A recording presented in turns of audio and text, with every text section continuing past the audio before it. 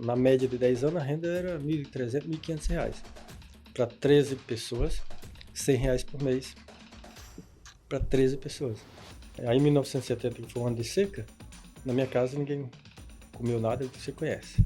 Nem feijão, nem arroz, nem carne, ou seja, foi aquele meu primeiro desafio. Então, se eu chegar, sou da roça, chegar na cidade e ser ali ainda atrasado, digamos, que é o que a gente chamava de atrasado, então isso trouxe um temor. Então, rapidamente eu tive que aprender as 4 operações matemáticas, ler e escrever, e aos 16 anos chega a energia elétrica. Então, impacta bastante a chegada de energia elétrica. E é o ano também que eu comprei a minha bicicleta. Não existia em nenhum lugar do mundo alguém fazendo isso. Essa internet a rádio, com a placa que custava $110, com $110, e a antena que custava uns $40. Eu podia interligar 2 cidades com 90 km de distância. Mas listar na bolsa era uma forma de nos ajudar até força, assim, o mercado força a empresa melhorar a governança. Você que é mais jovem não deve se lembrar, mas teve um período que para se conectar à internet você precisava ter um telefone fixo em casa e deixar ele desligado. Isso porque o telefone e a internet usavam a mesma linha. Depois disso veio a internet via rádio, Wi-Fi, fibra ótica e muitas outras inovações. E o meu convidado de hoje tem a história intrinsecamente ligada com a história dessas inovações aqui no Brasil. Ele é o caçula de 11 filhos que aprendeu a ler e escrever com 10 anos de idade. Depois disso, ele criou muitas coisas, era um inventor nato. Colocou até hélice em bicicleta e gostava de desmontar motores para ver como eles funcionavam. O meu convidado é o José Roberto Nogueira, que fundou a BrisaNet, a 4ª maior operadora de banda larga fixa no Brasil, que fez o seu IPO em 2021 e foi avaliada em mais de 6 bilhões de reais. O meu nome é Mariana Amaro e este é o Do Zero ao Topo, o podcast que conta as histórias dos homens e mulheres por trás das maiores empresas do Brasil. Mas esse aqui não é um episódio comum. As nossas gravações normalmente acontecem em São Paulo, mas o Brasil é um país gigante e cheio de empreendedores espalhados por todos os cantos. Por isso, o Do Zero ao Topo caiu na estrada para visitar algumas cidades brasileiras e contar as histórias dessas companhias. E hoje a gente está aqui em Fortaleza, no escritório da XP, que está apoiando esse tour pelo país, para contar a história de sucesso da BrisaNet. Se é a sua primeira visita por aqui, você pode se inscrever no nosso canal no YouTube e clicar no sininho para receber notificações sempre que tiver um novo vídeo por aqui. Ou, se estiver nos ouvindo, pode nos seguir no seu agregador de podcasts favorito.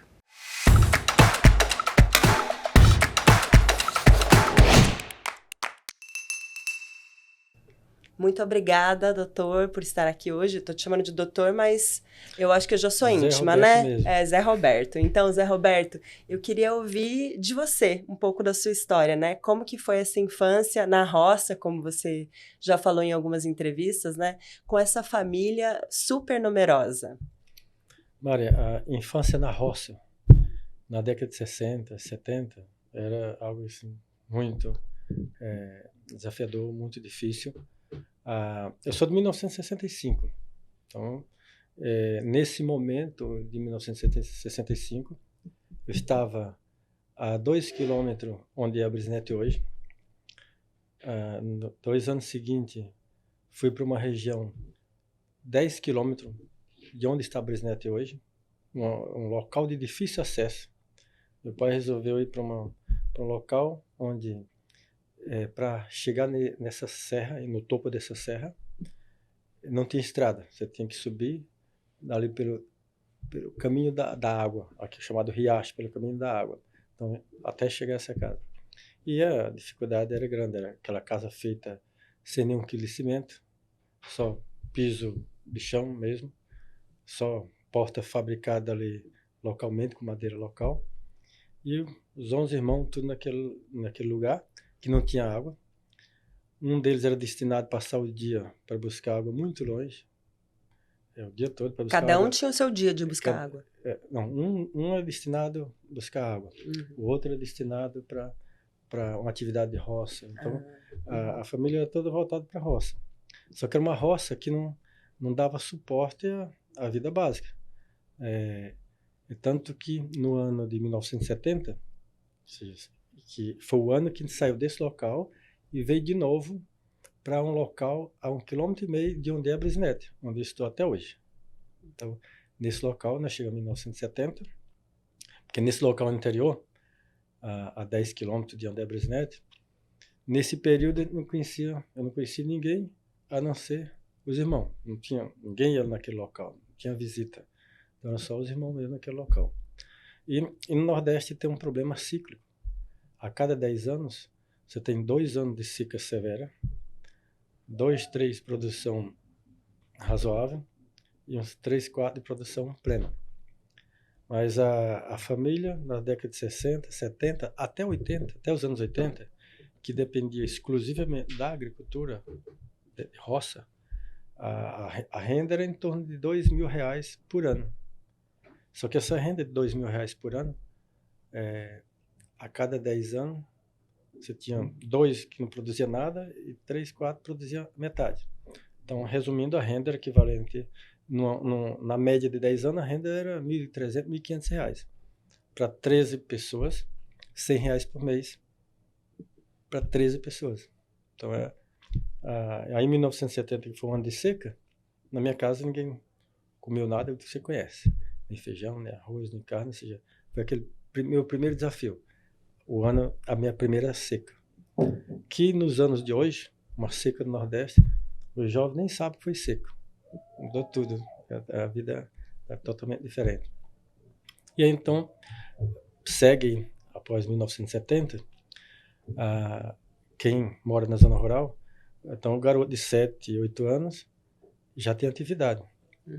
Aquela que um vai para buscar lenha na roça, porque o fogão não é a gás, o fogão é a lenha. O outro é responsável por a água. Outros vão para a roça. E não tem ali aquela preocupação, não só dos pais, mas em volta de todo mundo estudar. Das famílias de roça, quem está em regiões mais distantes. Na minha casa, meu pai sempre incentivou a estudar. Mas naquele modelo tradicional. Só tem que estudar, mas não é tanto filho que no dia a dia não está ali acompanhando cada um. Então, aquela escola de roça, que era todos os alunos juntos, a gente saía de carro, mas não chegava na escola. Também não tinha uma cobrança, não. Então, na região, de cada 100 garotos, meia dúzia estudava, mesmo na roça. Então, foi aquele ambiente de 7, 8 anos, e ninguém tem ali uma expectativa de sonho maior, porque ninguém conhece nada além do que está em volta. Então, é aquele momento mais difícil, até de vir algum estalo de algo melhor. Você não tem uma referência de um padrão de vida diferente, porque todo mundo está no mesmo cenário, todo mundo em volta está com o mesmo problema. E você, nesse período, nessa infância aí, qual que eram os seus sonhos? Porque você falou, vocês não conheciam uma vida muito diferente, né? O que você imaginava para você no futuro? Você já tinha algum plano, assim, alguma ambição? A ambição é local. Você não tem televisão, então você não tem um conhecimento do mundo lá fora. Não tinha nenhuma comunicação. O sonho de um garoto de 7, 8 anos naquela época era comprar uma bicicleta. Porque moto era muito raro, passar na estrada. Um carro tinha aquele padrão de Jeep, que era mais aquele carro básico. Não é o Jeep de hoje, é o Jeep, aquele Jeep modelo antigo. E raramente passava ali naqueles trechos. Então, nesse momento, a gente estava tendo aquele acesso com o carro. A gente até fazia esse acesso ao carro se estender mais um pouco, né? Porque chovia, que o carro vai passando e tem aqueles terreno argiloso, arenoso, né? Bem molhado, ele acaba empancando ali. E os garotos vão para ali, é o momento de ter acesso àquela tecnologia que é o carro. E a gente até colaborava para ele ficar mais tempo. Então, muitas vezes até... Você não tinha outra diversão. O garoto, ou ele ia para os matos buscar, procurar, chamado caça-abelha, tirar lá o mel, mas era raro também. E não tinha nenhum sonho maior, que não tem uma referência. O sonho ali, o desejo, o que está próximo? Um carro nunca vai, já está fora do sonho. A bicicleta é o alvo. Mas era muito difícil porque os garotos não tinham condição de comprar uma bicicleta. Aí foi um planejamento, demorou muitos anos para conquistar uma bicicleta usada. E aí você conquistou a bicicleta usada e você adaptou essa bicicleta, né? Você já tinha ali um espírito meio de inventor, essa coisa de querer saber como as coisas funcionam, de tentar melhorar um pouco o mundo? Mari, teve uma fase anterior à conquista da bicicleta. Então, esse momento de entre 9 e 10 anos foi aquele maior despertar de mecânica. Que exatamente esse carro que ia até o local, a nossa localidade, que você tinha ali o acesso quando ele era aberto, porque o motor esquentava, quebrava quando o carro estava ali emperrado, quando chovia, poucos momentos chovia, mas tinha uns períodos que chovia.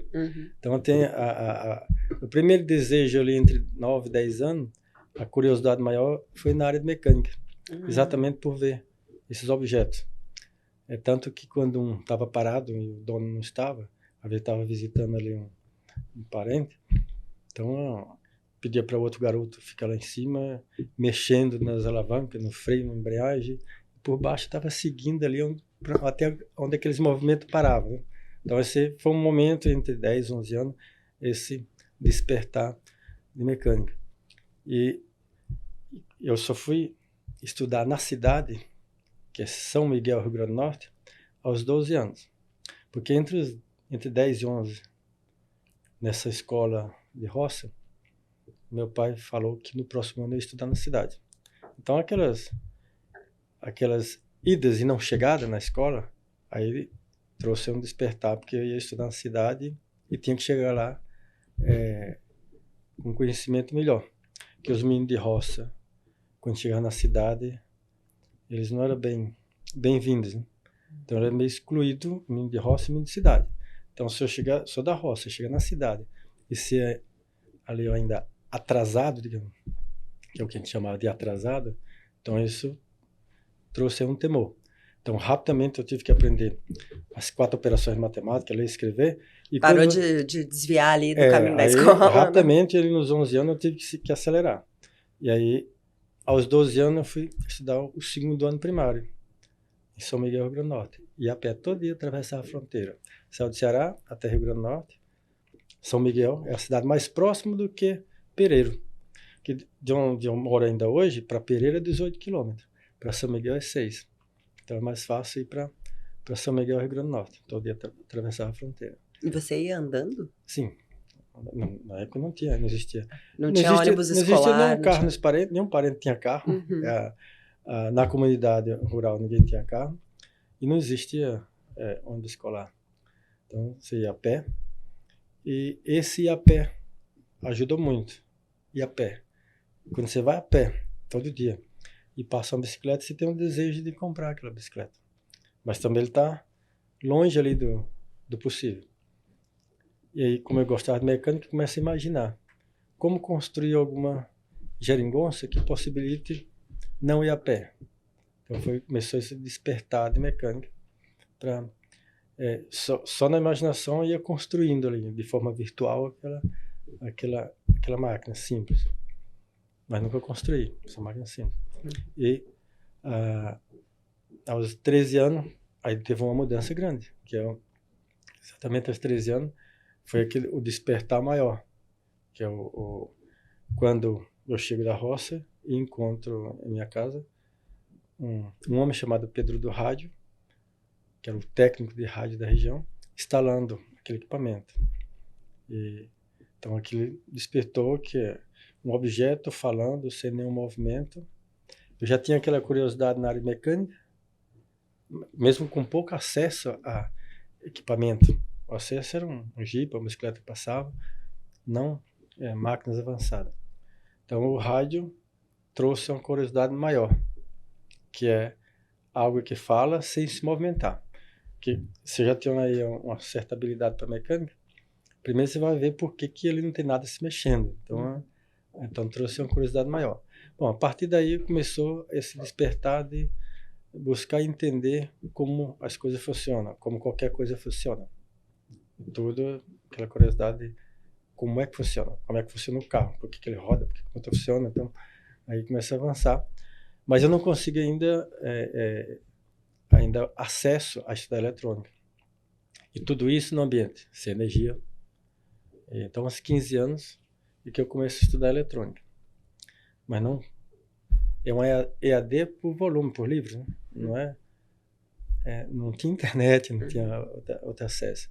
Então, eu comecei a estudar eletrônica e ainda sem energia. E por conta, você estudava eletrônica? Sim, Instituto Universal Brasileiro é um curso que quem estivesse em regiões remotas do país, para qualquer profissão, um relojoeiro, um mecânico, fotógrafo, todo mundo que quisesse avançar em alguma área, dessas pessoas que estavam em áreas remotas, tinha que buscar um curso que correspondesse, não tinha como fazer, você não tinha acesso à capital. Aí a capital fazia um curso, você não tinha suporte financeiro para se estabilizar na capital. Então, estava na zona rural, tinha que ficar lá mesmo. Uhum. E aí, esse momento também de transição entre essa área de mecânica, começar a estudar eletrônica, e aos 16 anos chega a energia elétrica. Então, impacta bastante a chegada da energia elétrica. E é o ano também que eu comprei a minha bicicleta. Aí, aqueles sonhos lá dos 7, 8 anos, na busca de comprar uma bicicleta, aí eu compro minha bicicleta, mesmo usada. Mas aí essa jornada, esse desejo, esse sonho de comprar a bicicleta, ele foi, sim, muito focado. O menino de roça, quando ele tem um foco, por exemplo, comprar uma bicicleta, naquela época, o que ele consegue de uma moeda ou qualquer recurso, ele vai economizando com foco, comprar bicicleta. Então, eu realizei isso aos 16 anos, chegou a energia elétrica, estava estudando eletrônica, então estava... Muita coisa evoluindo já, né? Muita coisa mudando. Muita coisa evoluindo. E aí você também teve um encontro com a televisão, né? Que abriu mais a sua cabeça para possibilidades que você não sabia que existiam, né? De trabalho. Sim, esse momento entre 8 anos, que está mais ali, começa a despertar a curiosidade, mas não tem acesso à comunicação, como é que você vai imaginar como que é São Paulo ou o mundo lá fora? Não, São Paulo, na nossa região, todo garoto de 18 anos ia embora para São Paulo. Então, era foco. Já existe uma programação natural de todos os garotos. 18 anos ele vai embora para São Paulo, passa um período, volta, casa e toca a família, a vida, né? Uhum. Então era o momento de... são os construtores de São Paulo. A construção civil de São Paulo foi construída por nordestinos. Então, nesse momento entre 16 e 17 anos, quando outros jovens já focavam em São Paulo, foi um momento que eu foquei que eu iria para São Paulo, sim. Mas quando terminasse o 2º grau, que, como eu comecei a estudar muito tarde, ia terminar aos 21 anos. Então, o meu projeto não ficou para ir para São Paulo aos 21 anos. Aos 18 anos, e sim aos 21. Uhum. E aí, quando chega a TV, muda tudo. Que o que a gente sabia de São Paulo era histórias contadas por um servente pedreiro, na forma que ele conseguiu transmitir. E nós construímos a imagem, nós garotos construímos a imagem da forma também que ele conseguia formar essa imagem. Como você não tem nenhuma referência, então foi tudo diferente do que foi contado para quando a televisão chega. Então, quando a televisão chegou, na verdade, aos 16 anos, não pegava sinal de televisão. Meu pai até comprou uma televisão usada, preto e branco, mas não pegava sinal. Aí, no ano seguinte, isso em 82, que a energia chegou em 81. A minha casa chegou em 21 de fevereiro de 81. Então, mas marco, ficou né? 21 de fevereiro de 81, chegou energia em casa. Mas a TV, em 82, eu acho que lá na cidade algum técnico subiu na torre, técnico da torre de TV, deve ter dado um empurrão na antena ocidental e mexeu uma antena que começou a pegar um pouco do sinal. A imagem muito ruim, mas dava para entender bem. E aí, nesse momento, é que começou uma grande mudança, que é, num estágio, num espaço curto de tempo, essa mudança, essa abertura, essa janela que abre para o mundo. E aí ainda fui bem seletivo na programação. Eu comecei a selecionar todos os programas, principalmente voltado para minha área. Então, por exemplo, menino de roça, se está parado, o pai manda buscar uma carga de lenha, água, alguma coisa. Então, eu chegava sábado, eu fugia para casa de minha irmã, que também tinha uma televisão, e lá podia assistir minha programação de sábado todinho. Começava lá com Globo Ecologia, Globo Profissão. Na realidade, o único canal que pegava na época era a Globo. E aí tinha uma série de programação que foi muito boa. E uma delas era um programa chamado Brasil Terra da Gente. Esse programa trouxe um despertar de novo muito grande, que era o foco era mostrar as tecnologias brasileiras. E a cidade onde tudo isso acontecia era São José dos Campos. Então, cada sábado eram mostrando sobre uma empresa de tecnologia, Engesa, Tecnasa, Tectran, Avibraz, Embraer, Órbita. Ou seja, tinha muitas empresas voltadas para o mundo bélico, de armamento. Que na época era o auge no Oriente Médio, Irã, Iraque, eram os principais clientes dessas empresas de São José dos Campos, que evoluiu muito. Então era o chamado Vale do Silício brasileiro. E realmente tinha muita tecnologia. Mesmo na década de 80, tinha a Avibraz, por exemplo, uma empresa que fornecia bateria antiaérea, então tinha muita tecnologia. Então, naquele momento, o São José dos Campos virou o alvo, quando chegasse aos 21 anos. Não era mais São Paulo, o negócio era São José dos Campos São Paulo, agora. mas São José dos Campos. Tá. 21 anos. E ainda, sim, com objetivo de ir para São Paulo. Porque eletrônica estava muito definido que minha vida ia ser assim, lapidada em cima de eletrônica. Então, naquele momento, alguém me oferecesse assim, você vai estudar 10 anos só pela refeição, fechava contrato. Naquele momento que estava... era aquele momento que a gente trabalha na roça, com enxada, instrumento bem elementar, de 3.000 anos atrás. Aí chegava em casa à noite, eu ia estudar na lamparina eletrônica, eu ia estudar o transistor. O transistor foi a maior invenção do século. Um processador nada mais é do que bilhões de transistores. Então foi inventado em 1948 e foi uma invenção do século. Então eu estava lá estudando o transistor, no dia para enxada. Então assim, mas estava lá o tempo todo imaginando. Cabeça lá, né? Cabeça lá. Então isso foi um momento assim, de grande desenvolvimento e foco. E como o curso que eu estava estudando, que eu desde cedo me apaixonei, foi rádio e televisão. O rádio e a TV. Então, quem estava estudando lá o rádio e TV, lá no início nem tinha a TV ainda. Já nem tinha energia. Então, eu estava estudando rádio e TV e foco. Ir para São Paulo, passar 2 anos, conseguir recurso e voltar para Pereira e montar uma oficina para consertar rádio e TV.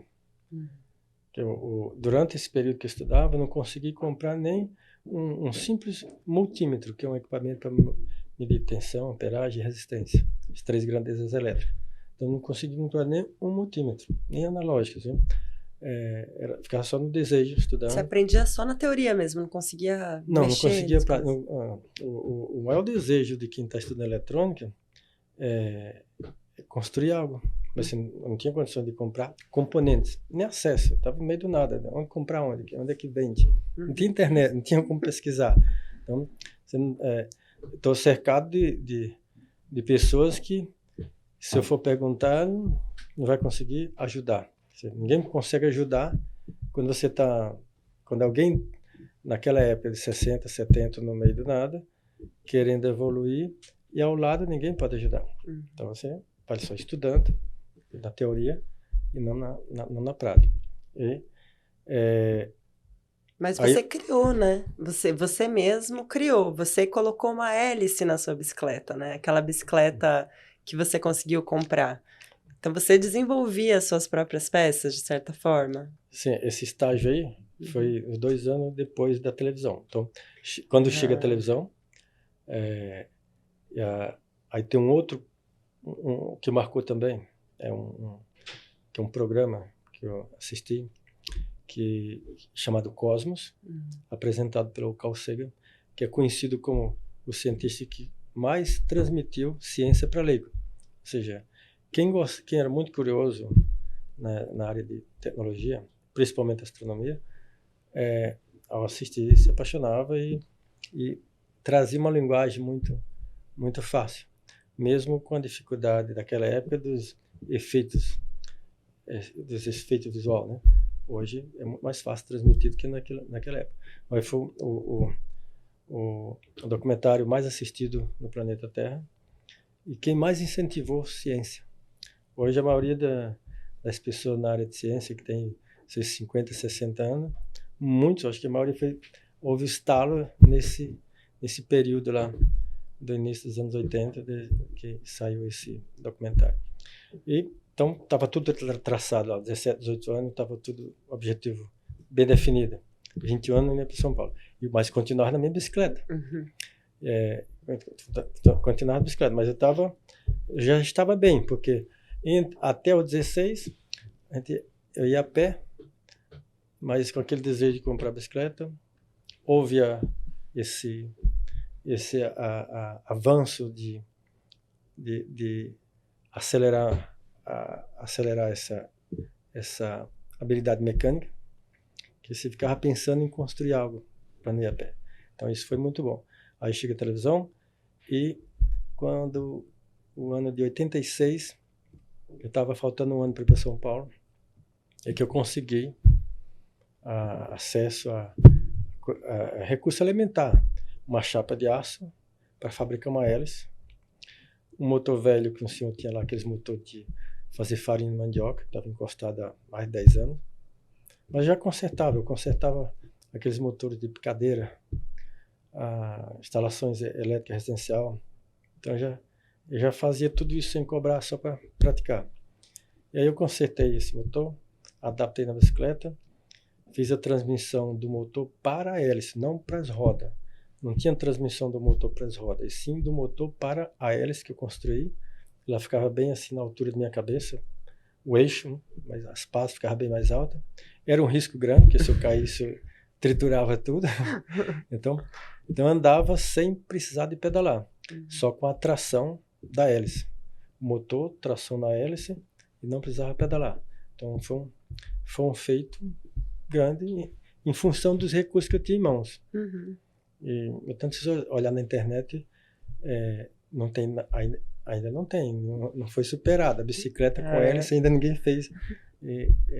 Então fica até aí atualizado até hoje. Aí é que eu saio em 3 de janeiro de 87, aí eu faço minha partida para São Paulo. Depois de desmontar minha bicicleta e vender para comprar passagem de ônibus. Eu não tinha recurso, tudo era muito limitado. E aí você chegou em São José dos Campos e foi parar lá de uma maneira quase mágica, assim, do lado da Embraer, né? O ônibus te deixou pertinho da Embraer, não foi? Sim, o ônibus de Itapemirim, aqui para São Paulo, já era um desafio naquela época. Foi quanto tempo de viagem? 2 dias, mais de 2 dias, direto. Né? Era um ônibus sem ar-condicionado. O nordestino, quando ia para São Paulo naquela época, todo mundo fazia suas latas de Neston cheias de comida. Então, depois do 2º ano, quem estava na cadeira 42 era um sofrimento. A cadeira 42. A cadeira que fica do lado do banheiro. A cadeira 42 e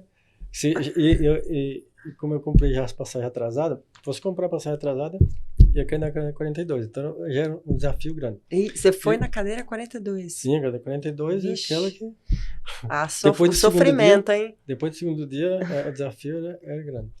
E, bom, o destino de São Paulo, até que eu tinha um irmão que morava em São Paulo, em São José dos Campos.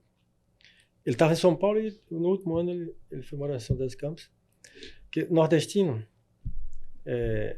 nessa década de 70 e 80, ou ele ia para a construção civil, a maioria para a construção civil, ou vendedor ambulante.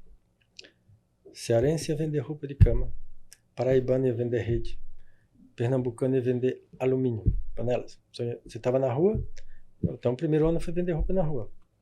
Então você encontrava alguém com panela, era um pernambucano que ia conversar, louco para voltar para a terra dele. Você perguntava onde ele morava lá no interior de uma cidade pequena, zona rural longe, mas queria voltar para a terra dele. E paraibano estava lá vendendo rede. Então cada estado tinha aí uma particularidade ali. Particularidade em atividade comercial. Então, então, quando eu chego em São Paulo, eu não, mesmo com um bom conhecimento de eletrônica, passando 6 anos estudando 4 horas por dia, pensando nas demais horas, eu não fui buscar nenhum emprego, correr atrás de alguma atividade. Eu achei que o pessoal que estava nessa atividade conhecia muito mais. Então, não fui atrás de emprego. Aí eu passei o primeiro ano vendendo roupa na rua. Aí o segundo ano que eu fui fazer estágio na empresa de PABX, ganhando o equivalente a um salário mínimo. Então, no segundo ano, a atividade foi manutenção, salário mínimo. E morando numa casa, uns 15 pessoas. Uma casa não, nós tínhamos um terreno, meu irmão voltou para... Ele tinha um carro, trocou nesse terreno e retornou para Pereira. Aí vários colegas, nós construímos mesmo 2 cômodos e todos moravam nesses 2 cômodos. Colchões no chão, telha de vários fabricantes que não compravam na sucata. Então, assim, chovia quase a mesma coisa dentro do que fora. Mas era o ambiente aquele, dificuldade. E no primeiro ano nem consegui voltar, porque o nordestino chegando naquela época, como não tinha comunicação, a comunicação era carta. Então se comunicava com carta. Mandava carta, ficava esperando a carta voltar. E não consegui voltar no primeiro ano. De ficar. Aí no segundo ano também estava difícil de voltar. Só que em dezembro eu fiz uma entrevista e uma prova na Embraer. Eu fiz entrevista e passei. Até porque foi muito fácil. Eu estava aí há 6 anos estudando eletrônica, e aquele negócio era minha paixão, 24 horas pensando, e a pessoa que eu fiz entrevista, ele era um ex-militar, que o serviço dele era transportar o rádio de comunicação da equipe das costas. Então eu gostava de rádio, entendia de rádio, então eu estava tudo fresquinho sobre rádio, então foi uma conversa muito boa. E a prova estava muito fácil, porque era tudo em cima de eletrônica. Na época, muito fácil para você, tenho certeza, né? Porque você estava estudando há muitos anos. Na época dos anos 80, o foco não era programação. Não tinha computador, não tinha programação. Era eletrônica. Qualquer área tecnológica que alguém fosse se envolver, meu filho vai estudar a área tecnológica. É eletrônica, não era programação. Então, para mim, estava bem, porque eu estava bem preparado. Então, aí eu passei, e aí, só que estava com 2 anos aqui no Nordeste. Né? Eu só perguntei quando é que eu ia entrar, falaram que era no início de janeiro, aí deu um jeito de ir até o Ceará, fiquei lá 15 dias. Aí eu iniciei na Embraer em janeiro de 89. Uhum.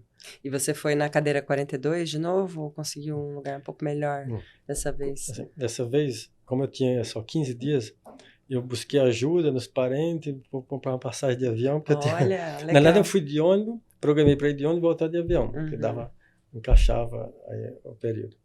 Aí eu voltei e comecei aí nesse projeto que aquele desejo quando eu tinha 17, 18 anos, de ir para São José dos Campos, buscar recurso, num período trabalhando por 2 anos e voltar. Mas ainda tinha um sonho assim, que eu gostava muito de avião. É tanto que eu gostava que eu fabriquei a hélice com um pouco de conhecimento de aerodinâmica. Eu buscava entender um pouco também de aerodinâmica, eu gostava de aviação. Então tinha um sonho de de trabalhar com aviação, mas meu sonho era menor, que era, pelo menos se eu pudesse trabalhar na empresa, nem que fosse na área de limpeza para ter acesso ao avião, entrar no avião. E aí coincidiu que o Brasil estava no início de um projeto, o primeiro caça brasileiro. O primeiro caça chamava-se AMX, um consórcio Brasil-Itália. Então, parte do avião é fabricado no Brasil, maior parte, e parte na Itália. E eu entrei no início do projeto, que era um projeto na área militar. A Embraer estava com dificuldade financeira, mas a área militar não. Então, era um grupo pequeno, mas eu tinha recurso nessa área que era do projeto, o AMX, que era uma aeronave desenvolvida para a área militar. E aí entrei, mas não tinha muitos componentes, faltava muito componente. Então, o primeiro ano, como faltava, principalmente vinham os acessórios, a parte que a Itália fabricava, passei o primeiro ano de 89 praticamente em treinamento. Praticamente o dia todo em treinamento. Assim, curso de 20 dias, mais 10 dias, outro curso de 20 dias. E o avião foi todo dividido em cursos. Aerodinâmica, estrutural, motor, hidráulica, elétrica, aviônica, armamento, então, ar-condicionado. Então, foi uma experiência muito boa. Eu estudava o avião fim a fim. Então, normalmente, uma empresa que fabrica avião, 99%, ou lá, 90 e tantos por cento das pessoas que trabalham, nem sabe por que um avião voa. Mas na minha área, só garotos, tudo curioso, todos querendo crescer rápido, avançar em conhecimento. Então, dominou muito bem, ou seja, veio a calhar muito bem esses cursos que então avançou muito, até em áreas que não estava ali no escopo natural de quem vai trabalhar com aviação. E você ficou quanto tempo na Embraer e quais lições você tirou dessa sua passagem por lá? Bom, na Embraer, quando eu entrei na Embraer, eu nunca esqueci o projeto de voltar para Pereira, de 2 anos depois. Já tinha passado 2 anos. Mas a ideia ainda era retornar em algum momento. A ideia era retornar.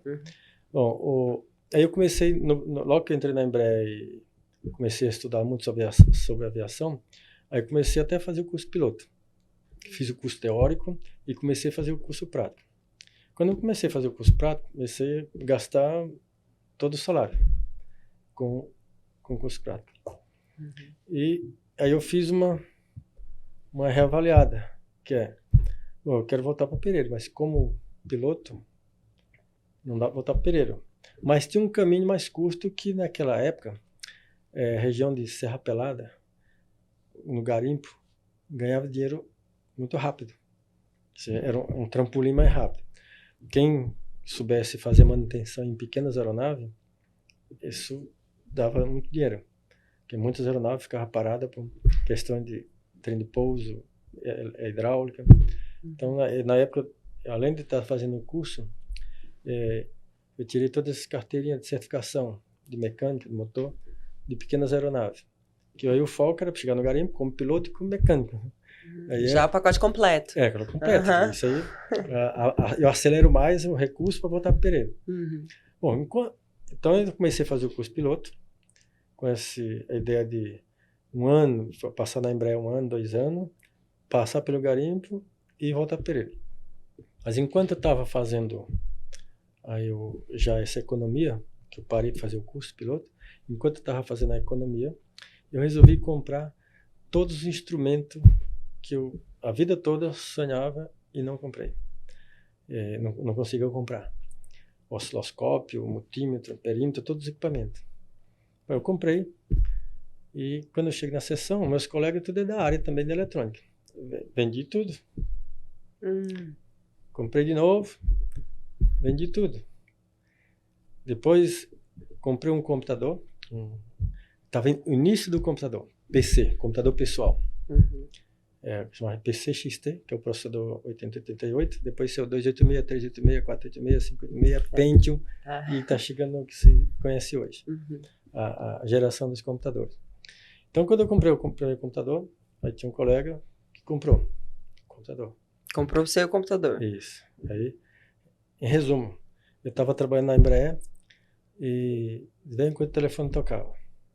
Pessoas de outros hangares, de outras áreas, lá na época do projeto do Brasília, do Tucano, de outras áreas. Alguém ia comprar um computador, o pessoal falava, o Ceará vende. Eu me chamava de Ceará. O Ceará lá do 107, o hangar 107, era o hangar da MX. Né? O hangar vende computador. E aí chegou um momento que estava já importunando. Um negócio de paralelo ali de venda de computadores. Eu trabalhando em Embraer e as pessoas ligando e querendo comprar computador. Então virou já comecei minha atividade comercial ali dentro da companhia, vendendo para não só para os colegas em volta, mas da Embraer inteira. Notícia espalha rápido. Tem um cearense lá que vende, entrega, instala, dá garantia. Ou seja, a gente fazia tudo aí o que as outras empresas não fazem. Né? Aí eu saí da Embraer de 5 horas, aí chegar que aí eu abri a empresa já fora para dar suporte. No final de 89, entrei em janeiro de 89. No final de 89, eu abri uma empresa de manutenção de computador. A empresa de manutenção e vendas. Mas o foco inicial era manutenção e vendas era aquele pingado que estava nos colegas ali da Embraer. Então eu abri a empresa. Como abri a empresa? Com dinheiro, com aquele dinheiro que eu economizei só em alguns meses, né? Porque eu estava fazendo o curso piloto, estava gastando todo o salário que salário, até voltando um pouco. Quando eu estava naquela casa com 15 pessoas, eu ganhava um salário mínimo. Em dezembro de 88. Em janeiro de 89, eu passei a ganhar, 15 salários mínimos. Mas eu fiquei na mesma casa. Eu tinha um foco. Eu queria fazer aí já alguns empreendimentos e voltar para o Nordeste com o empreendimento principal Nordeste. Pereiro. O foco era Pereiro. Então, eu abri essa empresa. O aluguel era bancado com salário. O telefone era o do preço de um aluguel da casa. O aluguel do telefone é até mais caro que o aluguel da casa. Era muito difícil o telefone naquela época. E aí contratei mais 3 pessoas. Uma das pessoas, até o meu primo e amigo, que fomos juntos para São Paulo. E ele estava trabalhando em outra empresa. Aí eu já contratei ele para ser também técnico. Então ficou os anos do final de 89 para 90, trabalhando na Embraer, final do dia ia para a empresa, consertar impressoras, computador, monitores, entregar na casa do cliente, ficar até tarde da noite lá, não só entregar, mas dar instrução, aquele mini curso na hora da entrega, até tarde da noite, no dia cedo para a Embraer. Então esse ritmo ficou e todo dia, até tarde da noite, fazendo entrega, no dia na Embraer, final do dia fazendo manutenção. Então esse foi o ano de 90, nessa trajetória de manter o mesmo emprego e a segurança de uma nova atividade para não quebrar. Porque o risco dos negócios, a maioria, não é bem sucedido nos primeiros anos. Mas eu, muito pé no chão, não saí da Embraer. É melhor estar na Embraer, abrir essa nova atividade, e a Embraer vai financiando, o meu salário vai financiando esse negócio que já tem um custo operacional grande no início, que não consegue uma empresa sem muito recurso, com pouco dinheiro, já tem um custo fixo grande. Então o salário é que bancava esse custo inicial dessa empresa de informática. E aí você teve que tomar essa decisão, então, né? Abandonar o plano de garimpo e focar nos computadores. Sim. Em meados de 89 foi quando eu parei de fazer o curso. Comecei o objetivo de economizar o recurso para no futuro, na verdade, no futuro comprar uma aeronave bem simples, que era um avião bem simples, que é de treinamento, custo equivalente a R$150 mil. Então, o objetivo era comprar essa aeronave e ir para lá com a aeronave, como técnico e manutenção. Mas nesse mesmo período que eu deixei de fazer o curso, em seguida eu fui comprar os instrumentos e comecei a vender. Uhum. Então, 6 meses depois, que é o final de 89, aí já houve a necessidade de dar suporte àquilo que eu estava vendendo dentro da empresa. Por isso Sim. que eu abri a empresa. Uhum. Eu abri a empresa para dar suporte àquilo que eu já estava vendendo dentro da companhia. Então, é rápida a mudança, né? Você está naquele com foco do garimpo. 6 meses depois, quando você olha para trás, já passou 6 meses, mas você já se envolveu, já tem funcionário, já tem um prédio, já tem um CNPJ.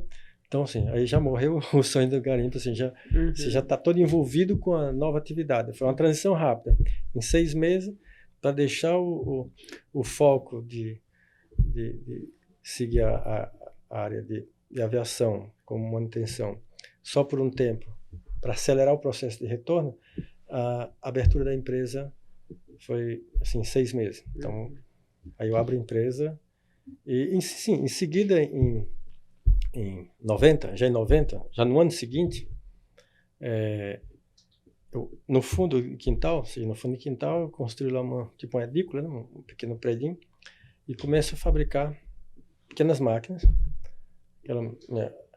A habilidade mecânica, sempre foi um hobby. Aí eu comecei a fabricar pequenas máquinas para fabricar antena parabólica. Porque quando eu saí do Nordeste, sinal de TV era muito ruim. Então eu já imaginei que se eu começasse a mandar antena parabólica no Nordeste, mesmo estando em São José dos Campos, e começava essa atividade comercial. Era o primeiro passo para voltar, mandar antena parabólica. Então eu comecei a fabricar no fundo do quintal antenas de recepção de TV, que a imagem é espetacular, né? Você sai do sinal terrestre muito ruim para uma antena parabólica, pegava lá 20, 30 canais. E comecei essa atividade. Mas continuando na Embraer. Aí tem um momento, ainda todo esse momento turbulento, o computador estava sendo assim um indício que seria o futuro. Era uma tendência que o futuro era o computador. O computador era o sonho de consumo de uma casa. As pessoas era o carro e depois era o computador, principalmente quem tinha filho estudando. O computador era o equivalente hoje, todo mundo foca em tecnologia, startup na área de tecnologia. Então, naquela época, o pai queria comprar um computador, que com o computador o filho ia avançar mais rápido. Então, e eu já queria iniciar também no Nordeste Computador. Aí em 91, eu levei um computador Pereira. Aqui para lá, um carrinho velho, sem ar-condicionado, estrada cheia de buraco, uma luta nada para chegar até lá. Aí não consigo vender o computador, porque não tem usuário, não tem empresa que precise de um computador. E eu volto com o computador, assim, deu errado. O projeto deu errado, mas tinha um foco, esse projeto tinha que dar certo. Então eu voltei com o computador para São Paulo, isso em meados de 91. Aí eu mudo a estratégia. Se eu não conseguir vender, vou criar o mercado. No meio, exatamente em julho de 92, eu saio de férias da Embraer. Eu saí de férias, mas estava em plena greve. Em plena greve. Minhas férias estavam já marcadas e coincido com greve da Embraer. E essa greve me deu 40 dias.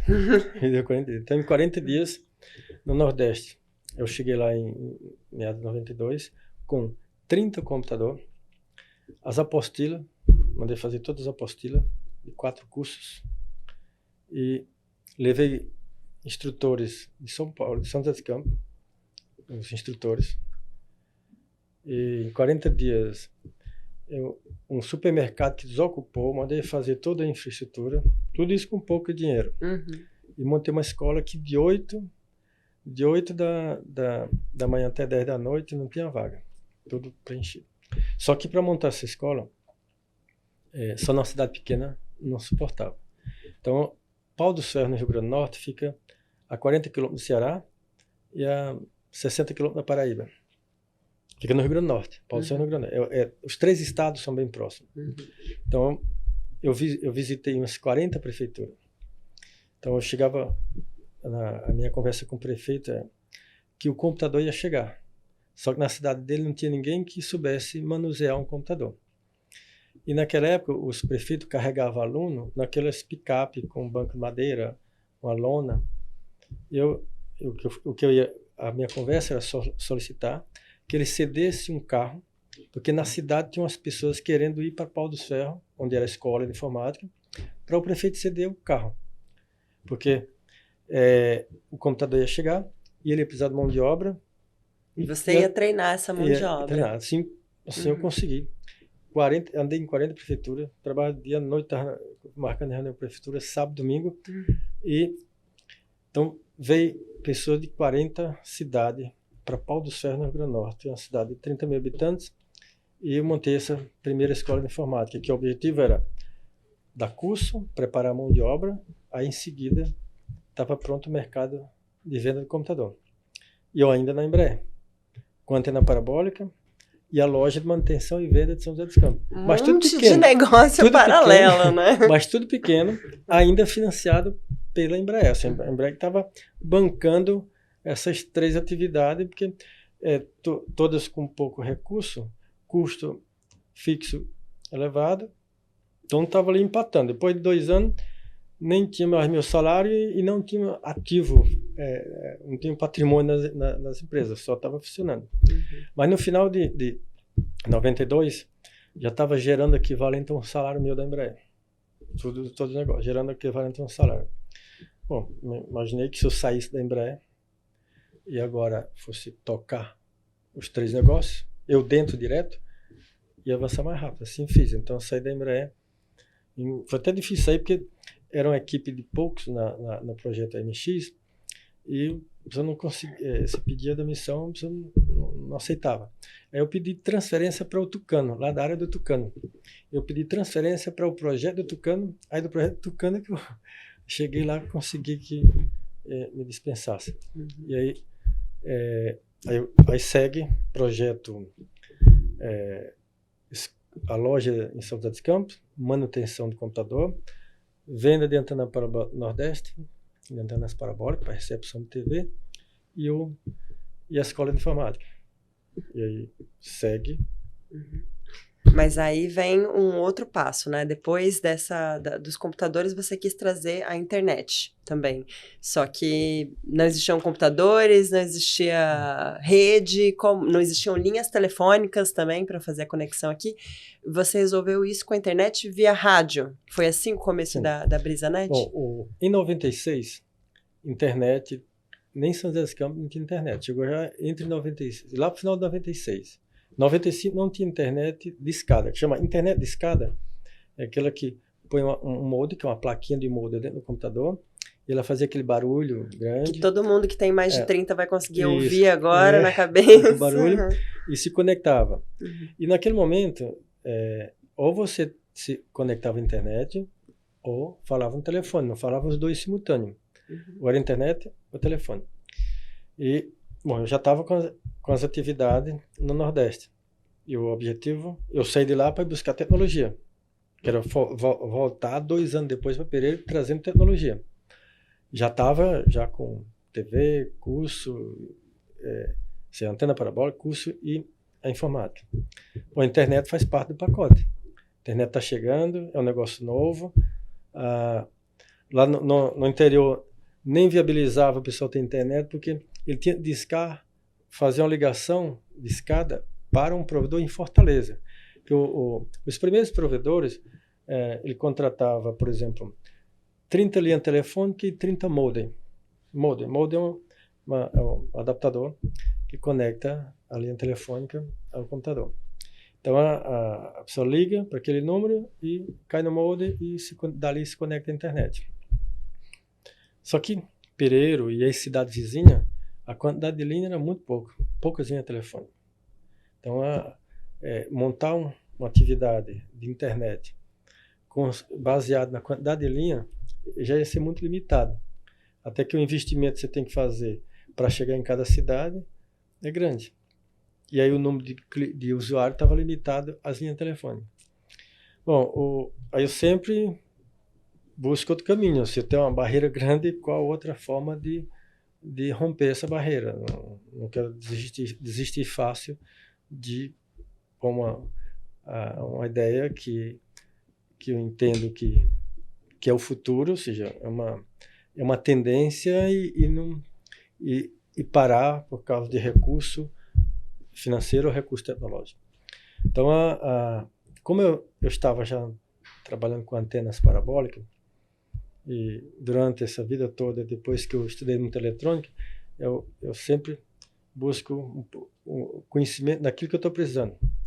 Eu vou estudar aquilo que eu estou envolvido na época. Então, quando eu fui fabricar antena parabólica, eu fui estudar tudo sobre antena parabólica.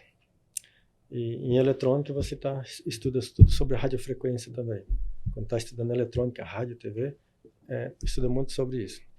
Então, eu já tinha uma boa base do meu curso de correspondência de muitos anos estudando, e agora fabricando antena parabólica.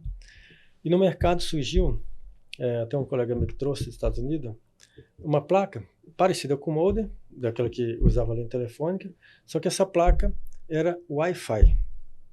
O Wi-Fi que vocês conhecem hoje. Só que o Wi-Fi que vocês conhecem hoje, que é um roteador, uma caixinha, não existia nessa época. Não existia o Wi-Fi. Existia uma placa que se colocava dentro de um computador, numa sala, uma segunda placa no computador em outra sala, e fazia uma rede sem fio. Isso é o que existia no momento. Porque a internet era um modem. Você ligava para um número que se conecta, que nesse endereço tinha um modem, e esse modem se conectava à internet. Então chamava-se o roteador de borda, que tinha naquele endereço, com várias linhas telefônicas, e se conectava com o mundo. E essa placa do Wi-Fi não foi desenvolvida para isso. Ela foi desenvolvida não para a internet, ela foi desenvolvida para ligar um computador numa sala, na outra sem fio, só isso. Ou você ligava com cabo. Então, e aí eu comecei a questionar, assim, se essa placa alcança 30 metros, mas transmissão de radiofrequência com antenas, com antenas grandes eu tenho muito ganho, eu posso ir muito mais longe, eu posso direcionar o feixe. Então, como eu trabalhava com antena de 3 metros, a antena é de recepção de TV. TV é a frequência de 3.6 e 4.2. Essas plaquinhas, a frequência 2.4. É a frequência do roteador, dos primeiros roteadores que era 2.4. Depois chegou o roteador de sua casa, que é 5.8 também, né? Tem duas frequências do Wi-Fi dentro da casa, 2.4 e 5.8.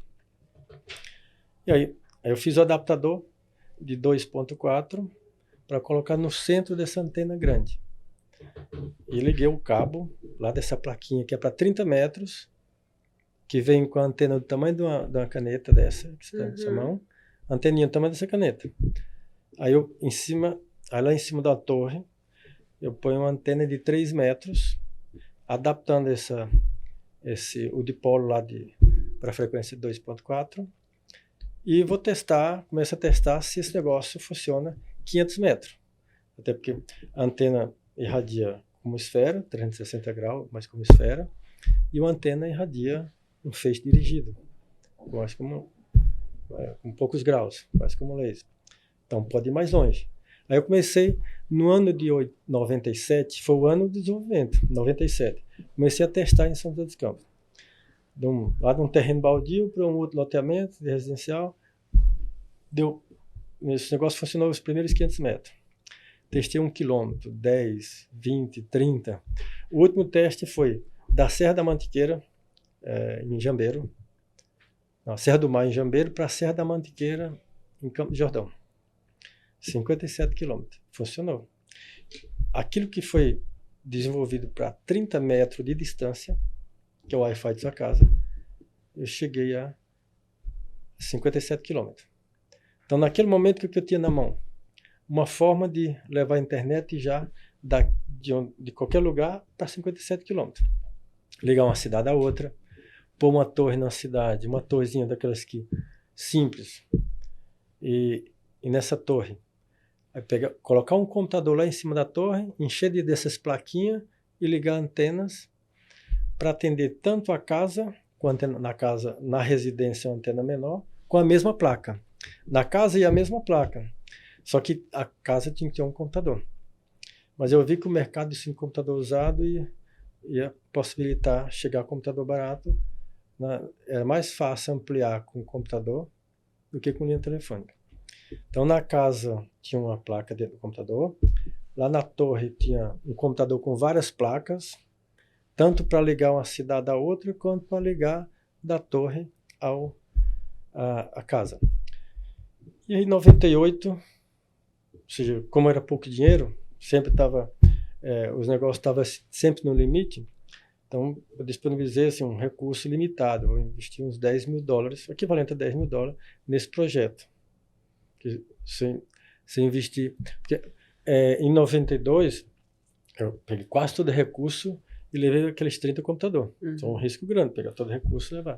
Agora seria um risco muito grande também de comprometer os negócios que estavam gerando uma receita, mas não tão grande, que com pouco dinheiro, com pouco capital, você não compete com as grandes empresas na área de computador. Então, tudo era lento.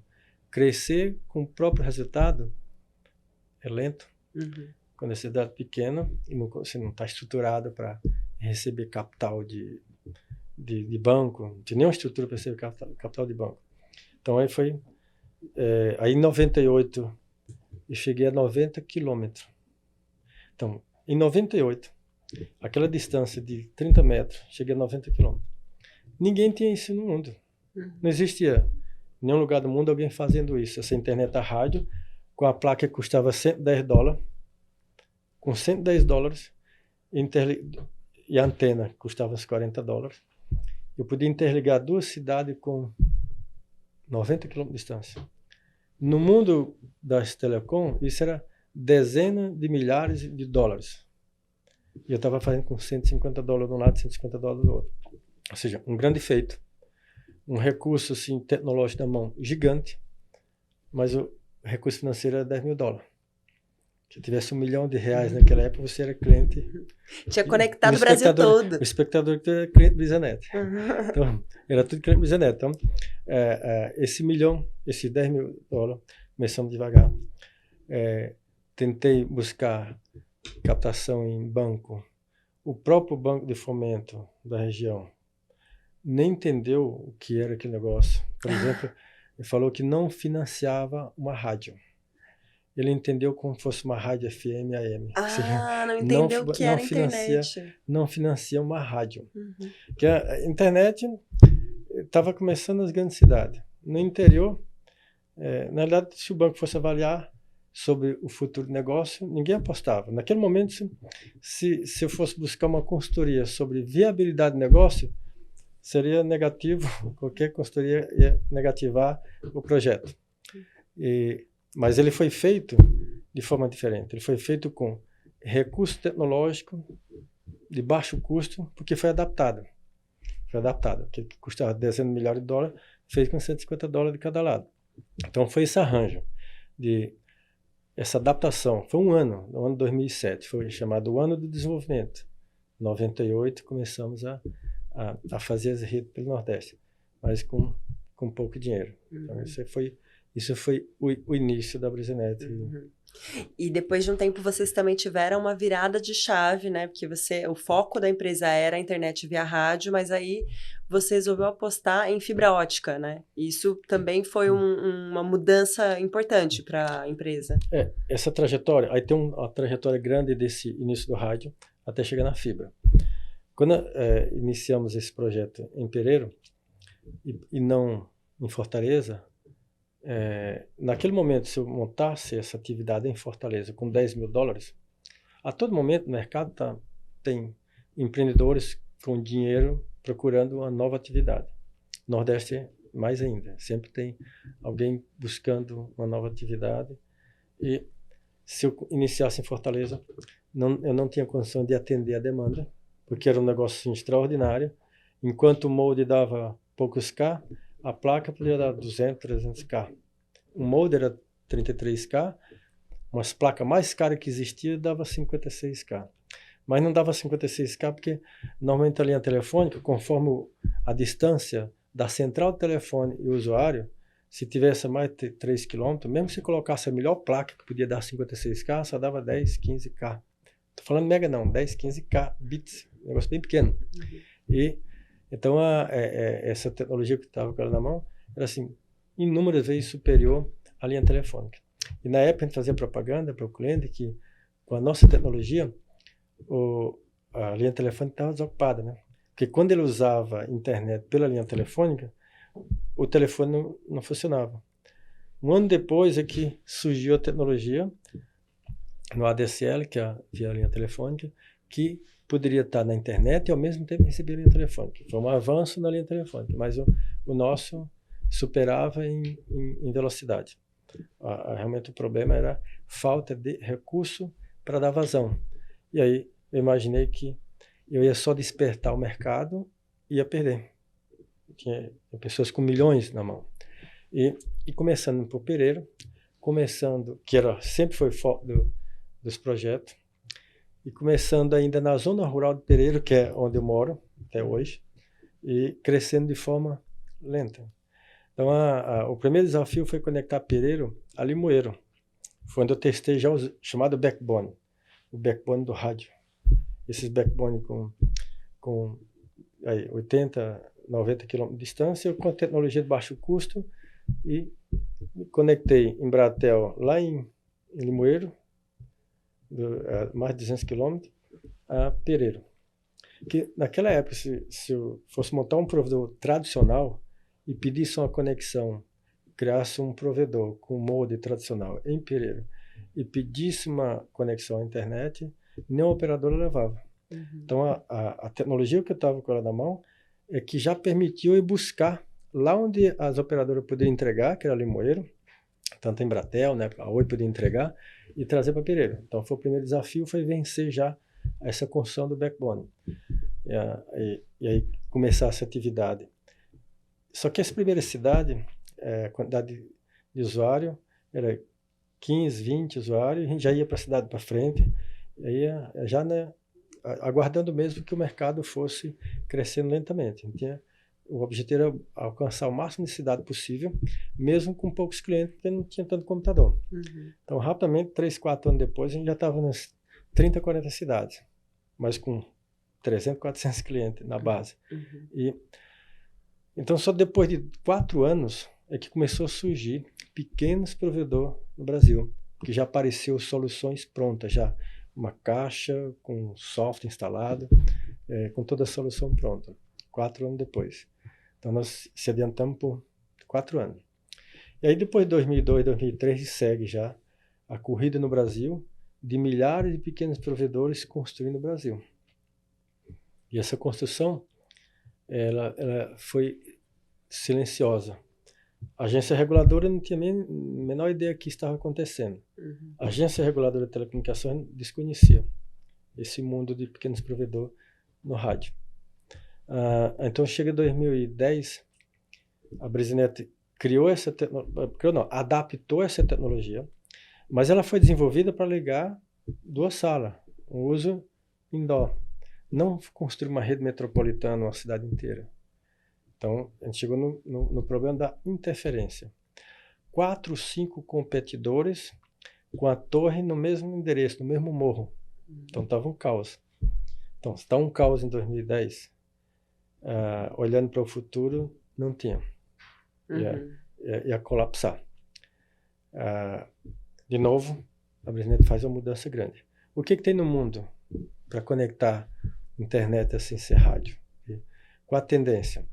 Porque aqui no Brasil tinha essa tecnologia chamada DOCSIS, que é tipo,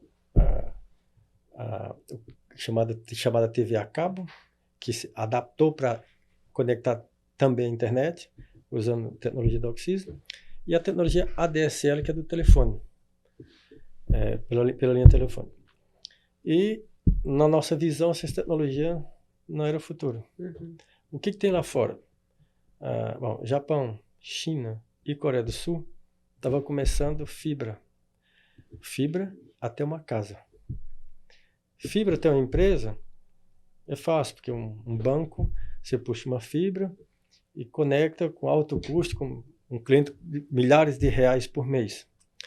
Mas puxar fibra para R$ 80, não existia isso. Mesmo lá fora era $100. E nosso desafio é, eu tenho que colocar fibra para cobrar $15, $18. Não $100.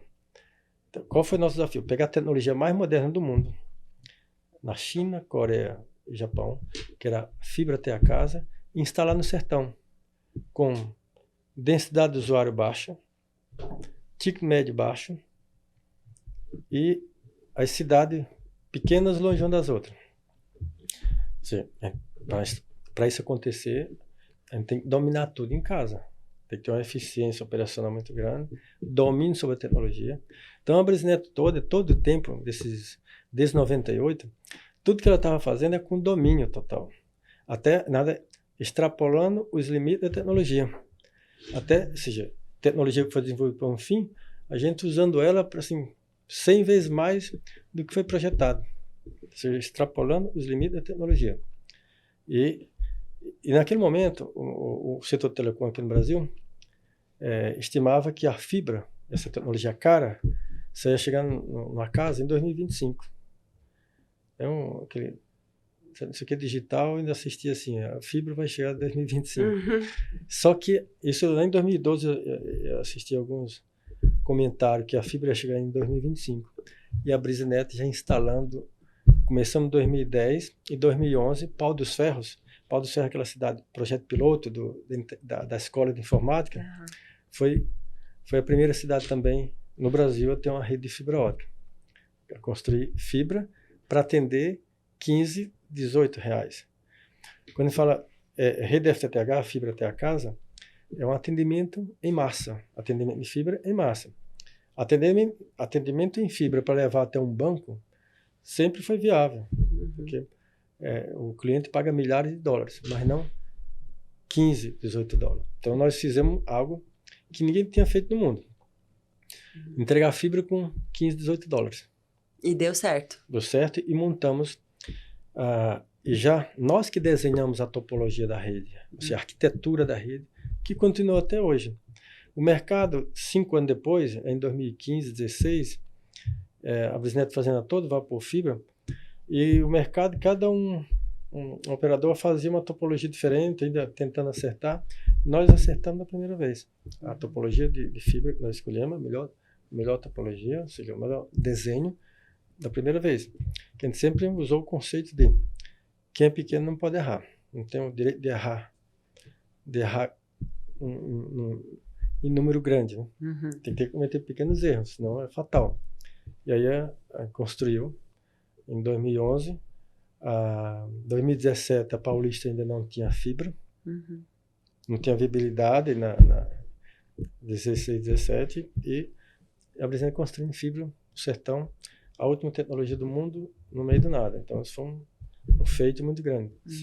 Então isso graças a esse empenho em sempre dominar bem ali, conhecer os limites da tecnologia, até extrapolar e buscar uma forma de fazer mais barato, que é o diferencial. Você se adianta por muitos anos, quando você consegue fazer de forma mais barata, mas usando o melhor que existe de matéria-prima.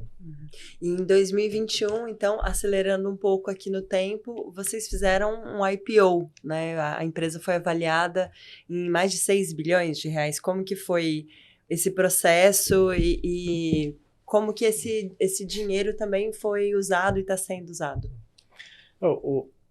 Até antes do IPO, tem outros momentos relevantes que entre 2011 e 2015, que em 2011, de novo a Brisnet com essa tecnologia na mão, que ninguém tinha, fazer fibra no Brasil, de baixo custo, ninguém tinha isso na mão, para residência. Mas o recurso a ser investido nessas redes era muito grande. E a Brisnet estava com uma quantidade grande de cidade, era o maior provedor de internet, a rádio, mas estava um caos, porque a tecnologia não foi desenvolvida para aquele fim, foi adaptada, mas se a gente tivesse sozinho, tudo bem. Mas tinha muitos concorrentes operando na mesma frequência. Então, esse é o caos. E aí, a gente resolve fazer a fibra e substituir a fibra, o cliente, por fibra em todas as cidades. Ou seja, fazer um CAPEX, um investimento, na mesma cidade onde já tinha receita, praticamente para não acrescentar receita nova. Esse é um desafio grande, que ninguém faz. Todo mundo só faz investimento novo para receita nova. Então, esse é um momento difícil. O maior desafiador da BRISNET nós estamos num momento de oportunidade gigante com essa nova tecnologia e não tem recurso. E a empresa não tinha uma contabilidade ali estruturada para ir buscar um banco, um fundo de investimento. Até 2015. Aí, em 2015, faz o nosso primeiro balanço auditado. Isso muda tudo. O balanço auditado muda tudo. O banco que emprestava 300 mil reais passou a emprestar 30 milhões. Mas com taxas muito mais baixas. Então foi uma grande virada nesse momento de 2015, que é estruturar melhor aí as finanças, contabilidade, ter números robustos, com robustez para o banco entender que essa empresa está no caminho certo. Aí o banco já entendia o que vocês faziam, né? Histórico do crescimento da base de cliente nessa tecnologia. E já tinha aí nesse caso, tinha uma visão no futuro que essa tecnologia realmente ia dominar. Aí a gente segue. Aí nesse momento, em 2016, 2017, a gente começa a ter muita visita de fundo de investimento, querendo entrar no negócio, participar, mas sempre as ofertas eram para ter controle. E a BRISNET montou esse negócio, sempre foi muito claro com o mercado. A nossa empresa é para se perpetuar, não vai ser vendida. E o nosso maior temor era, um fundo de investimento entra com controle, depois não tem mais empresa na mão e depois, daqui a 10 anos não existe mais a companhia. Aí começamos a pensar que a forma mais garantida da empresa se perpetuar, já que é uma empresa familiar, quando está pequena, é uma gestão. Quando está ficando grande, os riscos são maiores. Então, nós entendemos que a melhor forma dessa empresa se perpetuar seria abrir mercado, ou seja, listar na bolsa. E não via fundo de investimento. E uma vez que a empresa listasse na bolsa, não com um percentual muito grande, nós listamos 20%, a cobrança é saudável. A BRISNET podia ter permanecido fazendo captação de recursos via debênture, por exemplo, quem tinha feito já uma debênture, para continuar os investimentos. Mas listar na bolsa era uma forma de nos ajudar até força, assim, o mercado força a empresa melhorar a governança. E é isso que a gente estava querendo. A gente estava querendo que o mercado nos cobrasse de forma sadia, isso ajuda muito que você começa a mudar completamente a gestão. Você fazer toda a gestão pelos indicadores, né? Que é uma mudança grande na BRISNET. Começa a fazer toda a gestão em cima dos indicadores, que antes não era. E foi um processo muito rápido, porque em setembro de 20, a empresa ainda não era SA. Então, de setembro de 20, fizemos um plano, vamos listar no próximo ano. Aí começamos a fazer a mudança para SA, startamos uma debênture na virada do ano de 20 para 21. Esse movimento de apresentar a empresa no mercado já foi um pré-IPO, né? Porque você está já ali apresentando o avanço da companhia, o histórico de crescimento, a tendência. Então, basicamente, a gente continua apresentando para os investidores que naquele movimento que a gente estava fazendo, né, no momento da debênture, continuou, se encaixou junto, e quando chegou em julho de 21, foi listada. Em julho de 21, aí avaliada em mais de 6 bilhões. Logo em seguida, a Brisanet passa por um momento muito relevante, no mesmo ano. Julho de 21 nós listamos na Bolsa. Em novembro, houve o leilão do 5G. E nós ganhamos a frequência Nordeste e Centro-Oeste. Só que esse leilão de 5G, que aconteceu em novembro de 21, nós começamos a participar dessa jornada em 4 de novembro de 18, quando a agência reguladora começa a falar de 5G, do leilão, nas primeiras reuniões dos workshops que a agência faz. A Brisanet já está lá querendo entender, com foco em participar. A Brisanet já sabia do nosso crescimento que ia acontecer nos próximos anos, e que iríamos estar estruturado para fazer também o mundo móvel. A Brisanet naquele momento entendia que o futuro era fibra, mas o móvel, ou seja, só fixo, só banda larga fixa, seu móvel, não tem tanta sinergia. E que o futuro, a mobilidade ia exigir cada vez mais aí das redes, e o 5G ia exatamente propiciar, que é entregar a alta demanda, porque os serviços móveis ia crescer muito, e obviamente cresceu muito, e na realidade ainda vai crescer muito mais. Hoje, agora com IA, o volume de tráfego entre um dispositivo móvel e a torre vai crescer de forma astronômica. Você sempre foi bem à frente do seu tempo, vendo as tecnologias ali, o que estava por vir, né? Colocou fibra ótica no sertão, quando o pessoal falava que ia chegar só em 2025 no Brasil. O que você está olhando agora, então? Qual que é o futuro para você agora? Então, nós temos uma missão muito grande, que é, ao longo dos últimos 30 anos, houve a expansão das redes de telefonia móvel das operadoras, que expandiram por toda a cidade do Brasil, obviamente com muito mais foco nos grandes centros. Nas cidades pequenas estão presentes muito mais por compromisso, imposto sempre em todos os leilões da agência reguladora, compromisso de atender pequenas cidades, distrito.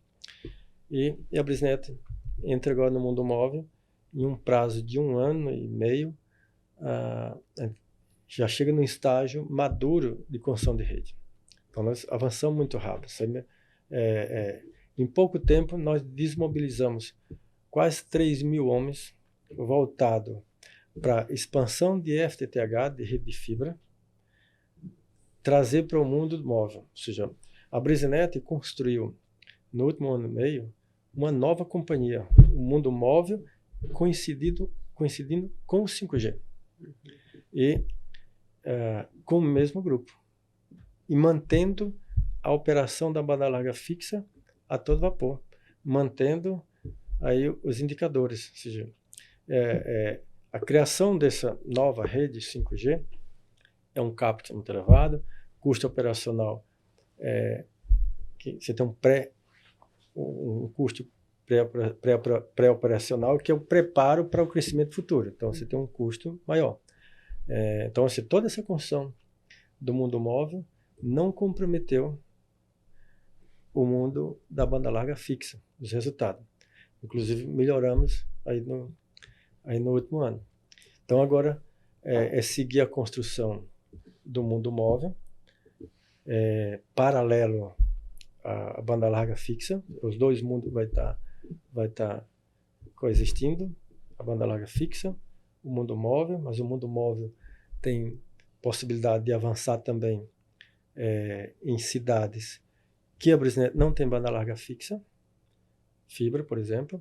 Num primeiro momento vai atuar com móvel e a banda larga fixa, que é o FWA, ou seja, a conexão fixa em 5G. Então, equivalente à da fibra. Então, nas cidades que nós não temos fibra. Então, o avanço esse ano e o próximo ano, muito focado no Nordeste. E a partir de 26, que a Brisnet começa a fazer aí as expansão pelo Centro-Oeste. Mas vai ser num processo também rápido, vai ser um modelo um pouco diferente da atuação nossa no Nordeste hoje. Podemos falar que estamos maduros na construção. O que chama construção fim a fim é que a Brisnet verticaliza muito, a gente faz tudo em casa. Na fibra ótica, o que é feito às vezes por 10, 15 companhias, a Brisnet faz tudo em casa, como fosse 15 empresas dentro da mesma empresa. Faz do projeto, de viabilidade, projeto executivo, construção, operação da rede, tudo é formado principalmente em casa. Ou seja, hoje garimpa, mão de obra, lapida e prepara todo esse time, esse exército de pessoas. E até um processo de migrar quase 3.000 pessoas do mundo da fibra para uma construção de um 5G que foi muito acelerado. Então, já estamos bem maduros. E agora nós estamos com a área já coberta bem significativa de rede de 5G, com um crescimento mensal de crescimento bem significativo. E a base de cliente está começando agora. A base de cliente do mundo móvel. E qual que é o momento da empresa, então, agora? Quantos funcionários tem? Qual foi o faturamento do último ano? Qual é o panorama geral? Esse ano, agora esse mês a gente está chegando aos 9.000 colaboradores. Basicamente, no primeiro trimestre a gente contratou aí próximo de 1.500, 1.600 colaboradores no primeiro trimestre, que é um suporte à área comercial, ou seja, construímos muita rede, e agora vem para dar todo o suporte a essa área comercial na área geográfica que vai construir a rede. Então, a maior parte foi contratada para esse fim. O faturamento da companhia está em torno de no último ano, próximo de 1,3 bilhão. Então, esse ano ainda não está sendo adiantado nada sobre a receita de 24, tem que esperar cada trimestre o resultado. Mas o foco é manter os resultados. Obviamente, no primeiro semestre, a gente até anunciou no mercado, no primeiro semestre, o alto investimento do 5G, a receita vai começar lentamente agora, e tem esse custo pré-operacional, onde diminuiu um pouquinho o resultado, por exemplo, a EBITDA bem pequeno, uma redução, e o segundo semestre volta basicamente aos mesmos números, indicadores do ano passado. Então, assim, tá muito bem estruturado a rede. É uma entrada da Brisnet no mundo móvel, mas já entra assim com um know-how muito grande, com ou seja, uma forma diferente de fazer, que é, de novo, o processo fim verticalizado, do projeto, a execução e a operação da rede, e também uma robustez, ou seja, a capacidade de entrega. A capacidade de entrega da rede é muito grande. Então, nós estamos focando paralelamente tanto na cidade grande, pequena e média, a gente faz ao mesmo tempo. Vamos tentar fazer a cidade pequena, média e a cidade grande. Capital Fortaleza, já estamos operando em toda a periferia, e no próximo mês a gente está operando já 100% da Grande Fortaleza. E, Zé Roberto, você construiu um império, né? E eu acho que se a gente ficasse aqui por mais sei lá quantas horas, a gente teria muito assunto para conversar ainda.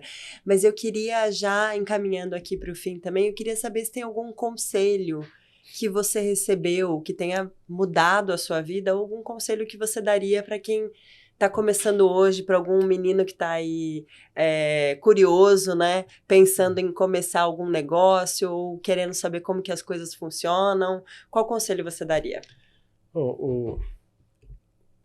Que o desenvolvimento pode acontecer em qualquer lugar. Às vezes tem um pequeno empreendedor que está na zona rural, na cidade pequena, lá no sertão do Piauí ou da Bahia, e achando que onde ele está não dá para criar um negócio ou crescer. Na realidade, hoje está muitas vezes mais fácil do que na época que eu construí, no meio do nada, que hoje praticamente já está quase tudo conectado. Hoje o Brasil tem mais conectividade em fibra óptica que nos Estados Unidos. As nossas redes têm mais capilaridade que nos Estados Unidos. Diferente de outro setor, nós estamos na frente. Enquanto a internet lá é de $60, que é $18, por exemplo. Então a capilaridade está chegando em todo lugar. Então está muito mais fácil para se montar um negócio em qualquer lugar. O que tem que focar é no negócio e dominar, buscar o domínio, o máximo de domínio. Ou seja, quem decide fazer um investimento em um determinado segmento, ele tem que buscar entender com profundidade o negócio, o em volta do negócio, o concorrente agora e a tendência desse concorrente, dessa tecnologia no futuro, ou seja, entender agora e tentar buscar acertar como vai ser daqui a 5 anos. Então, quem vai montar alguma coisa tem que criar uma máquina do tempo e lá em 5 anos abrir a janela, olhar como é que está, voltar e iniciar o negócio, porque está muito mais rápido agora as mudanças do mercado em muitos negócios. É uma mudança rápida. Então, é feito um plano de negócio agora, sem olhar muito para o futuro, e pode ser que daqui a 4, 5 anos, ele pelas tendências que está acontecendo agora, ele não tem mais viabilidade. Algo também que poderia ser mais assertivo ainda do que o que nós fizemos, é que a empresa brasileira, ela começa igual o que eu fiz, aos trancos, ou seja, simplesmente começa. Não tem um planejamento, tem um foco, quer fazer, mas não tem um planejamento financeiro, algo mais, uma contabilidade estruturada. O Brasil, nenhuma empresa nasce estruturada para receber recurso. Simplesmente ele tem que começar com o que ele tem em mãos, captação de recurso pequeno e muito caro, por não estar estruturado. Então, essa é uma diferença grande entre Brasil e Estados Unidos. Estados Unidos, uma empresa nasce com uma ideia, um plano de negócio, e chega alguém e põe dinheiro, só num booking, e põe dinheiro naquele negócio. E já começa bem estruturado, já começa com indicadores, com a empresa, com a transparência que atrai alguém para colocar dinheiro. Brasil não, o próprio dono de início ele nem entende para onde está indo o recurso entre as áreas e não é estruturada para fazer essa captação de recursos. Aí chega um momento disruptivo do negócio que está envolvido, pronto para crescer, e aí, por exemplo, a contabilidade dele não está estruturada. É o que aconteceu com nós, Brisanet, em 2011. 2011, nem falo de 98, que é o início de tudo, realmente não estava estruturado. Mas em 2011, quando a Brisanet faz a primeira cidade com fibra, ou seja, ela está pronta para crescer muito rápido, e o freio é recurso. Ou seja, a tecnologia está dominada, possibilidade de escalar mão de obra, é um know-how que a Brisanet sempre teve de preparar a mão de obra, ou seja, preparar a mão de obra, know-how que a Brisanet tem de crescer rápido em preparação de mão de obra. A tecnologia dominada, aí faltou recurso porque a gente não tinha uma contabilidade estruturada, ou seja, não tinha nós começamos a estruturar já próximo de 2015 por extrema necessidade, ou seja, crescendo rápido. Nós tivemos que construir em 2012, 2013, nós tivemos que construir prédios sem precisar. Por exemplo, o prédio Pau do Serra, a gente construiu com a nossa mão de obra, com nossos pedreiros. Estava faltando dinheiro, tinha 500 mil. Construímos um prédio por 500 mil para dar como garantia para fazer um empréstimo de 2 milhões com o Banco do Nordeste. É uma forma de multiplicar o dinheiro, fazer um prédio sem precisar. A que ponto nós chegamos? De transformar o 500 mil em 2 milhões. Precisa ter jogo de Eu precisava de um cintura, prédio né? bem pequeno, mas fiz maior para ter uma área de metro quadrado para poder ter um acesso a um recurso maior. Então, porque precisa de garantias. Já uma empresa bem estruturada, ela pode ter um acesso, muitas vezes você tem que aportar garantia. E isso é o que eu recomendo. Tudo bem que as empresas começam aqui no Brasil, pelo formato que nós temos aqui, diferente dos Estados Unidos, mas a partir do momento que o negócio estiver já fluindo bem, ele dominando bem a tecnologia que está envolvida, conhecer bem a concorrência em volta, o passo seguinte é estruturar a governança. Não estou falando de IPO, mas estruturar a governança para ter acesso a capital mais barato. O recurso que chega tem um custo de risco. Todo banco vai chegar ao investidor e colocar ali um valor a mais pelo risco. Então, enquanto mais estruturada aí a governança da empresa, transparência, fica mais fácil. Então, são essas preocupações que ele deve levar em conta. E a principal, dominar, sim, muito bem. Tem que ser o melhor no segmento dele. Ele tem que dominar, tem que estar com assertividade, olhando para o futuro, melhor do que o concorrente. Porque o negócio tem que estar sempre olhando o que vai vir, né? O agora é obrigatório. Dominar o agora é obrigatório. Olhar para o futuro com assertividade é o que perpetua a empresa. Certo. Bom, com essa lição, eu te agradeço muito pela conversa de hoje e já deixo um convite para a gente continuar essa conversa em algum outro momento. Muito obrigada, viu? O Mário está disponível. E aí vai ter as fases, 1, 2, 3, assim, os momentos de disruptivo da BrisaNet, que nós estamos num segmento que muda muito rápido, ou seja, a telecomunicação até uns 5, 10 anos atrás tinha uma relevância, agora é muito maior. A infraestrutura de telecom, todos os negócios estão e vão ser tudo baseado nesses 2 trilhos que denominamos de um trilho é a fibra, outro trilho 5G. Então, os negócios estão baseados em cima disso. Não interessa onde esse negócio está, vai precisar dessa infra. Áreas como saúde, educação, todos que é área do governo também vai estar um eixo baseado nessa estrutura. E como muda muito rápido, a cada 3, 4 anos, nós estamos antenados para as mudanças que vai ter. Então já fica o convite aqui para daqui uns 3, 4 anos para contar as novidades. Obrigada, viu? Ok, disponível. Obrigado. Esse foi a história de hoje e eu te aguardo para as próximas histórias. Elas estão todas aqui no nosso canal do YouTube ou nas nossas redes sociais.